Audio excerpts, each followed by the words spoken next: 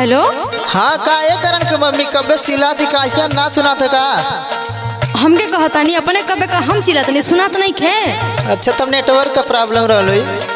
एगो हमार बात कान खोल के सुन लो। का भइलो? एकदम हमार दिमाग खराब हो गया। हम ये घर में एकदम में कहूँ पलना रहा। अरे कैसन? हमार कान बात खोल के एकदम सुना बढ़िया से एकदम ध्यान लगा के। अरे मालिक बोला का भाई? हाँ तो सुनो बतावत। धनवा कटाई न कैसे पिटाई। अरे सुनत हुआ ना? सुना थी बोला। अरे धनवा कटाई न कैसे पिटाई। सैया तू बालो बहरावा बहरावा। हर देवरा करेला झगड़ावा। हर देवरा करेला झगड़ावा। एकदम परेशान बने।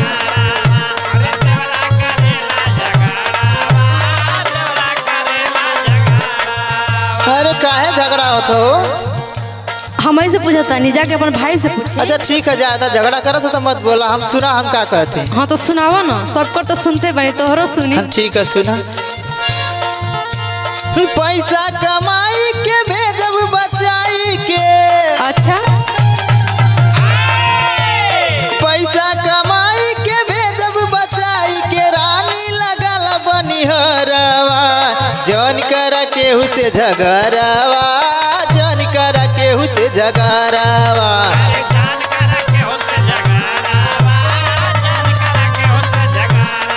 अरे हम झगड़ा कहाँ करता नहीं जी।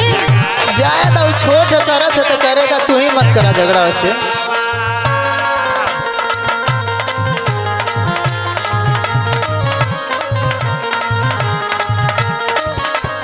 सब तो हमारे के दोष देता। अरे हम सबका जिम्मेदार बनी ना। अरे हम कुछ कहत नहीं।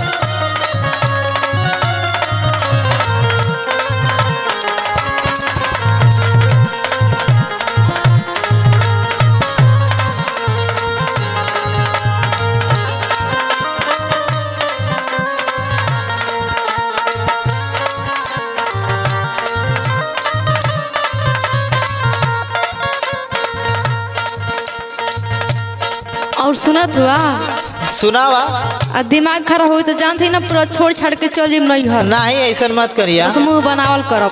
हमार बात सुनी। एक दुई दिन बर्दाश्त करब राजा। फेरू तो कुछ बोलाई जाई।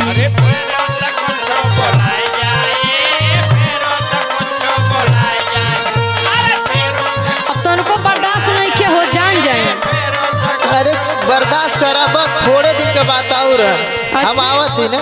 हाँ थोड़े दिन का बात बाटे धनिया तबले तगरवा आई जाई। बस कहिला तनको नहीं आई नहीं के।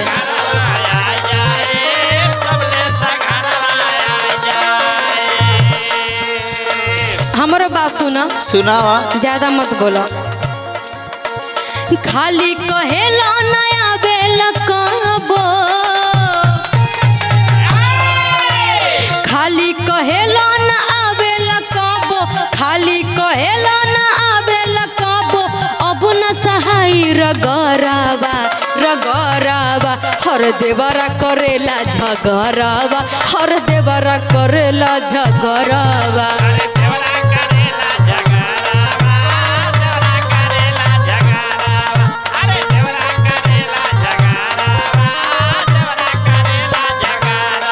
सुना इतना परेशान ना होखल जाला। तो का करी ना होई तो सुना तो सुनावा।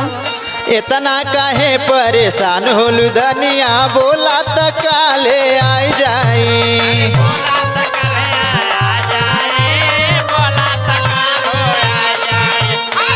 अरे काल मत आई। हाँ बोला। हमरो बात सुना। सुनावा। काल्हे के बात छोड़ी रवि राम अवध।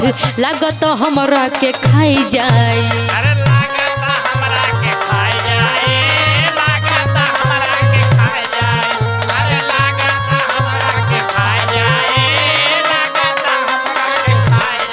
सुना।